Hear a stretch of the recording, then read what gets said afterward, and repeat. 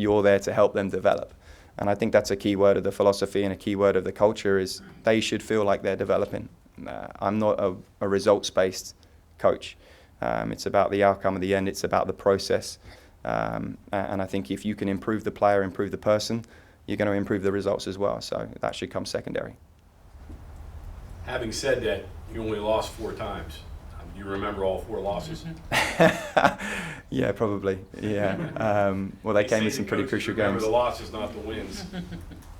No, I think we've tried to approach it with as much consistency as possible. So going back to that humility, we won a lot of games, but we always reviewed. We always look back, what can we do to improve?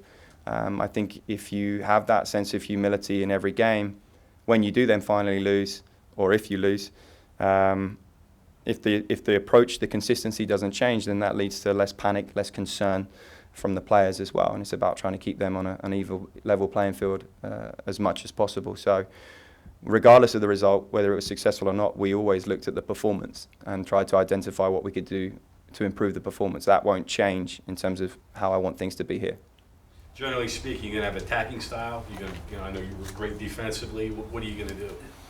I don't know. Don't know? I don't know. Personnel dictates. Yeah, absolutely. I think the strengths of the players determines what we will do to play. I need to understand what their strengths and weaknesses are individually.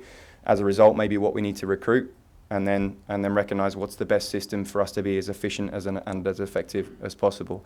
I think the big thing is you want to play a brand of soccer that the players are excited about, that the players believe in. If they don't believe, then it doesn't matter what I want to do. It has to be something that they're going to buy into as well, but it's also got to be within their capabilities. So again, going back to that humility, you need to understand what your strengths and weaknesses are on an individual level too. There's a common phrase in soccer is you need to know who your piano carriers are and who the piano players are. I hope we have people that will do both. But again, that's something that's going to be an ongoing process. I think that identity needs to evolve as the team does. You go for recruiting cycles, graduating cycles, it changes all the time. So to have one way, I think is narrow-minded. And I think you can fall short very, very quickly as the game passes you by.